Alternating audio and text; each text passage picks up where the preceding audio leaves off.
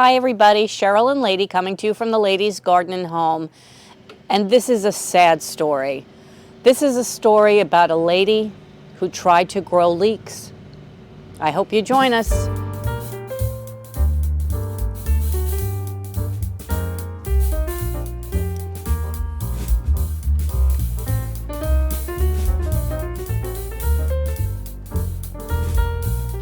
So in this episode, the lady that I'm talking about is me, not my dog Lady. Just to clarify, I was the one who was trying to grow leeks. Anyway, they started out very happy on the windowsill in January when I started them from seed. And they grew, and I babied them, and I fertilized them, and I watered them.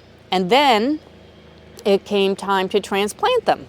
And looking around my garden, I realized I don't have any room for them. I had garlic growing, I had onions growing in the places that I wanted to plant the leeks.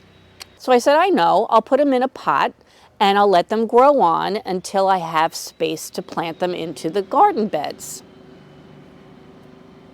Thought it was a pretty good idea, only I kind of waited too long and they became so root bound in that container that it was a disaster trying to pull them apart. Anyway, I did that. Took me a very long time. And I put them here in this bed, right along the perimeter. And I put them in this bed, right along the front. So then, after having really kind of destroyed their roots, they had some horrible transplant shock. And they were floppy, and I didn't know if any of them would make it. They started to perk up. I started watering them very regularly, giving them some nice liquid fertilizer, and they grew. And they were looking actually not bad for a very long time, but very thin. Okay. I'll wait. In my last video, just last week, I had a November tour and I showed you the leek bed and it looked like they had all flopped over, and I thought, well, maybe I waited too long, and I went to harvest them the next day. And that's when I noticed that a lot of them had this curly leaf thing going on, and when I went to pull them, this is what they looked like.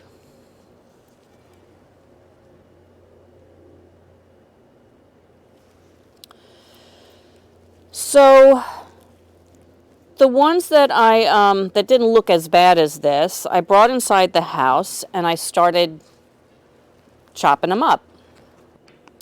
And out of all of those leeks, this is what I got. This was my harvest. I had to cut away the bad parts. And then I stuck them in the refrigerator. They're starting to sprout again. Anyway, what caused this disaster, you might say? Well, we have a culprit. It's called the Allium Leaf Miner. And as I was cutting these up, I started seeing these tiny little red bugs, and some of them were a little bit bigger and like a dark brown. Not very attractive looking. I really have to apologize for the noise. In the background, my neighbor is doing something very annoying. So it turns out that these came up from the mid-Atlantic and have landed in Massachusetts and Connecticut. Yay, Connecticut, that's where I am.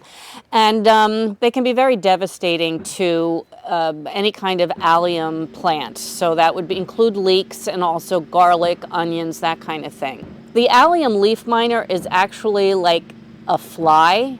So apparently this fly has 2 life cycles throughout the year, in the spring and in the fall.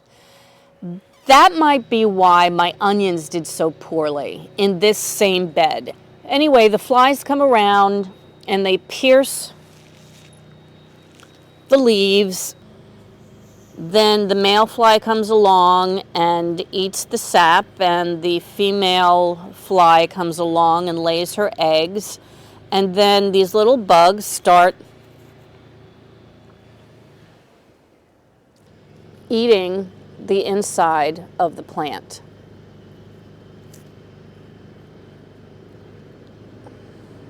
And they're really gross. So I can blame the leaf miner all I want, which I will, but I also have to blame myself for not paying attention. And I don't know why I didn't notice that this was not a normal growth for a leek leaf. And I don't know why I let it go so long. But there's a couple of things that I'm going to need to do to try to mitigate the problem for next year. The first thing is my brilliant idea of using the chop and drop method of mulching with the leaves. They got to get cleared out. And I'm going to use a poop bag.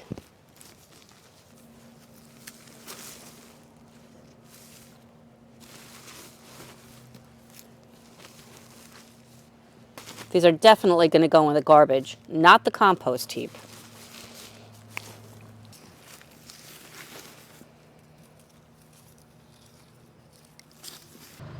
Here's a good example of the ugly little orange bugs.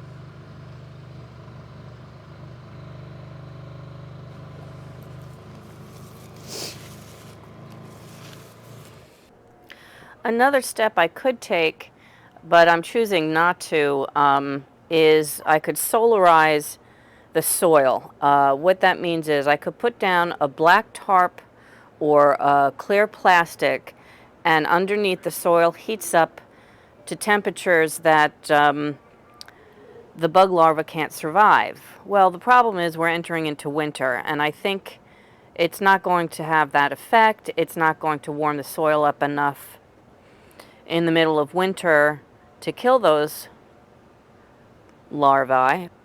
And I also have so many other things in here growing through the winter that are not going to be affected by those bugs.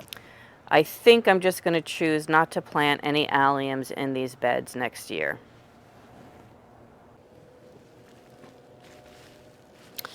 If I had been paying attention and I had noticed the initial problem with like just paying attention and seeing those little dots on the leaves where the eggs could be laying, then I could have come along with some kind of organic pesticide. I'll put here the names that have been recommended, and apparently BT is not recommended for this particular bug.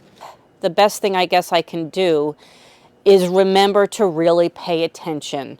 Pay attention to the crops. I'm out here almost every day.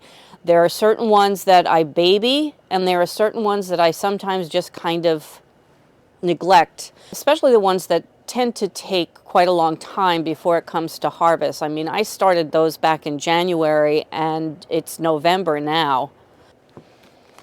Anyway, what do I always say? Enjoy your gardening journey. Gardening is a journey, and although that was not particularly enjoyable, I did learn something valuable, and I hope I'm passing on some information that might help you. And the other thing that with the little bit of harvest that I did get, you know, they're starting to sprout right here in the bag. Maybe I'll just dunk them in some water and see what happens and see if I get some kind of leeks from there. Anyway, I hope you enjoyed this video. If you did, please give it a like, and I hope you subscribe. And from the Ladies Garden and Home, enjoy your gardening journey. Bye! Say goodbye, lady.